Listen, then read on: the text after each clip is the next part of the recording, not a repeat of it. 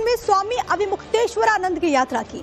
वाराणसी से शुरू अविमुक्तेश्वरानंद की धर्म युद्ध यात्रा जौनपुर, रायबरेली, उन्नाव होते हुए लखनऊ पहुंचने वाली है। 11 मार्च को स्वामी अविमुक्तेश्वरानंद की यात्रा यहाँ पर पहुंचेगी। इसका मकसद गौमाता को राज्य माता का दर्जा दिलाना है। केशव प्रसाद मौर्य ने कहा कि गौमाता को कोई खरोंच नहीं पहुंचा सकता। यौन आरोपों में घिरे स्वामी अविमुक्तेश्वरानंद ने सीएम योगी के खिलाफ मानो जैसे धर्म युद्ध का ऐलान कर दिया हो, और इसी के लिए आज से शंखनाद यात्रा निकाली जा रही है। ये यात्रा 11 मार्च को लखनऊ पहुंचेगी और इसका मकसद गौमाता को राज्य माता का दर्जा दिलाना है। लेकिन इस दौरान शंकराचार्य सीएम योगी से उनके हिंदू होने का सबूत ही मांगेंगे। घिरे स्वामी अविमुक्तेश्वरानंद की पदयात्रा वाराणसी से आश्रम विद्या मठ से निकलकर काशी के चिंतामणि और संकट मोचन मंदिर से होते हुए जौनपुर के लिए प्रस्थान करने वाली है। तो ये पूरा उनका रूट होगा। लेकिन सबसे बड़ी बात है कि ये जिस तरीके से तेवर स्वामी अविमुक्तेश्वरानंद के बीते कई दिनों से नजर आ रहे हैं, ये बताते हैं कि वो किस तरीके से आक्रामक हैं। ये जो हमारा गौ माता की रक्षा का शंखनाद अभियान, ये राजनीति नीति में होता है कि आओ भाई जुटो, सब लोग इकट्ठा हो। हम तो सत्व के बल पर, सत संकल्प के बल पर जा रहे हैं। तो हमने आह्वान कर दिया है, बोल दिया है जोर से। आप लोगों के माध्यम से उसमें और दूर तक जाने की क्षमता आ गई है हमारी आवाज, तो लोगों तक जा रही है, बात सुनाई दे रही है।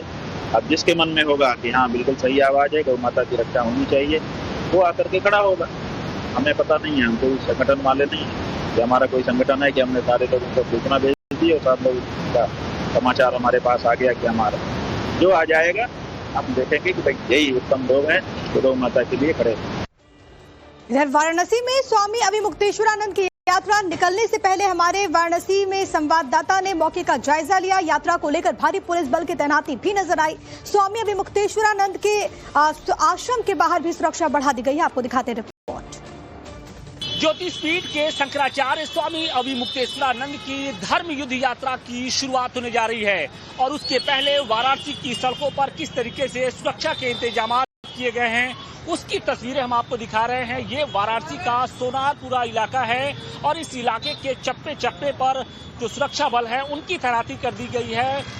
सिविल पुलिस के साथ साथ जो पीएससी के जवान हैं उनकी तैनाती की गई है, और पूरे इलाके में कुछ इसी तरीके की जो सुरक्षा व्यवस्था है उसकी व्यवस्था की गई है। और इसी इलाके से अगर हम तस्वीरें दिखाएं तो ये श्री गौरी केदारेश्वर मंदिर है, और इसी के बमुश्किल से 200 मीटर आगे गली में ही उनका श्री विद्या मठ आश्रम है, जहां पर वो निवास करते हैं, जहां पर वो रहते हैं। और इसी श्री विद्या मठ निवास से निकलकर वो 11 मार्च को लखनऊ में होने वाले जो कार्यक्रम है उसमें शिरकत करने के लिए जाएंगे। लिहाजा अब जो सुरक्षा व्यवस्था है वो बढ़ा दी गई है। सोनारपुरा इलाके से लेकर उनके मठ तक कुछ ऐसी ही सुरक्षा व्यवस्था की गई है। देखिए, ये वो इलाका है जहां पर लंबे समय से वो रहते हैं, लिहाजा सुरक्षा व्यवस्था में किसी तरीके की चूक ना हो, इसका खास ध्यान रखा जा रहा है। और यहीं से निकलकर वो संकट मोचन मंदिर जाएंगे, जहां पर श्री हनुमान मंदिर में वो दर्शन पूजन करेंगे, और इसके बाद जो उनका काफिला होगा, जो उनका कारवा होगा, वो जौनपुर, सुल्तानपुर, रायबरेली, उन्नाव और उसके बाद सीतापुर होते हुए लखनऊ पहुंचेगा, जहां पर 11 मार्च को एक विशाल कार्यक्रम होना है।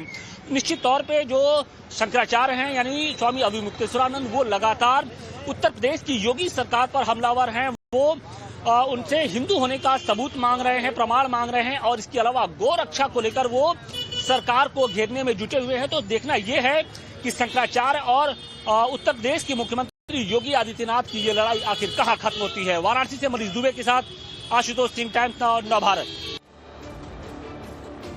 तो वहीं स्वामी अविमुक्तेश्वरानंद ने सीएम योगी को लेकर कहा कि यूपी की 24 करोड़ जनता ने उन्हें प्रदेश का सीएम बनाया है।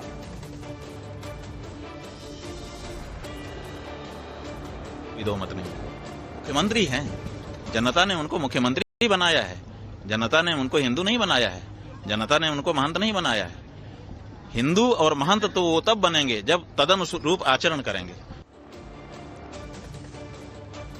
वहीं इस पूरे हालात को लेकर यूपी के उप मुख्यमंत्री केशव प्रसाद मौर्य का स्टेटमेंट सामने आया। गौ रक्षा के मुद्दे पर उनका ये बयान, यूपी में गौ माता को कोई खरोच नहीं पहुंचा सकता।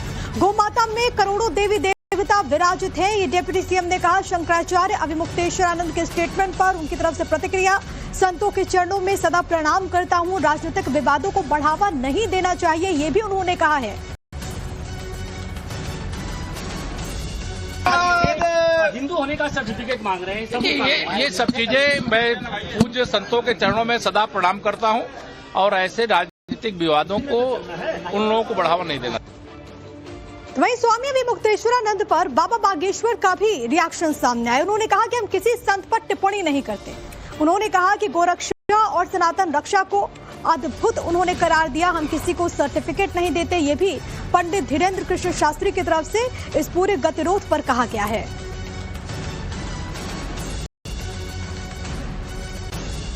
पर कभी भी कोई भी टिप्पणियां किसी भी संत पर करते नहीं, हमारे विषय से बाहर है। हम महापुरुषों पर टिप्पणियां करने की हमारी निजी कोई सामर्थ्यता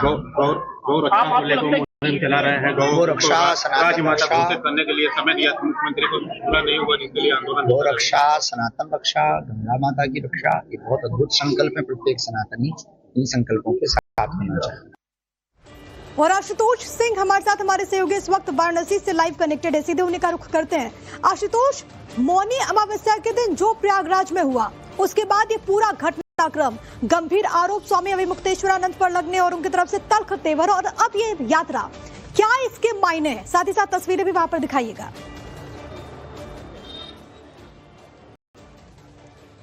देखिए, माघ मेला के मौनी अमावस्या के दिन संगम में स्नान को लेकर एक विवाद शुरू हुआ था, लेकिन बड़ी बात यह है कि लगभग 1.5 महीने का वक्त गुजर चुका है और हर गुजरते दिन के साथ ये जो तकरार है, ये जो सनातनी तकरार है, वो और तीखी होती जा रही है।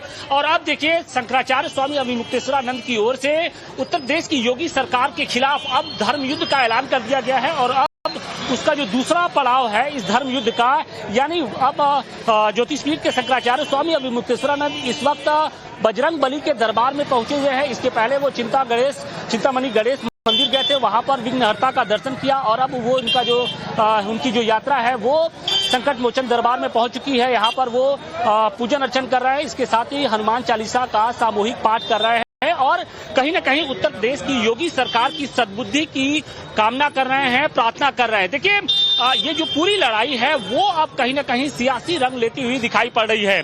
हमने देखा था कि किस तरीके से उनके ऊपर यौन शोषण का आरोप लगा, लेकिन जैसे ही उनको इलाहाबाद हाईकोर्ट से राहत मिलती है, उन्होंने अपने इस धर्म युद्ध को और तीखा कर दिया और बाकायदे उन्होंने कह दिया कि अब जो सीधी लड़ाई है वो लखनऊ में लड़ी जाएगी। और बाकायदे अब 11 मार्च को वहां पर काशीराम प्रेरणा स्थल पर एक बड़ा कार्यक्रम है, जहां पर उत्तर प्रदेश की योगी सरकार को चुनौती दी जाएगी। हालांकि इसके पहले ही 40 दिन का अल्टीमेटम दिया था, शंकराचार्य की ओर से दिया गया था और उसमें ये कहा गया था कि उत्तर प्रदेश के जो मुख्यमंत्री हैं योगी आदित्यनाथ, वो अपने हिंदू होने का सबूत दें और इसके साथ ही वो गौ रक्षक हैं या नहीं है इसका भी प्रमाण दे। और देखिए, ये जब से ये पूरा विवाद शुरू हुआ है, इसमें तमाम तरह की जो पॉलिटिकल एंगल हैं वो देखे जा रहे हैं। सवाल इसी बात का है कि जो 2 भगवाधारी हैं उत्तर प्रदेश के, वो आमने सामने हो चुके हैं। एक तरफ गोरक्षा पीठ के पीठाधीश्वर और उत्तर प्रदेश के 24 करोड़ लोगों ने जिनको अपना मुख्यमंत्री चुना है, योगी आदित्यनाथ एक तरफ है, तो दूसरी तरफ देश के सबसे सर्वोच्च धर्मगुरु जिनको कहा जा सकता है ज्योतिषपीठ के शंकराचार्य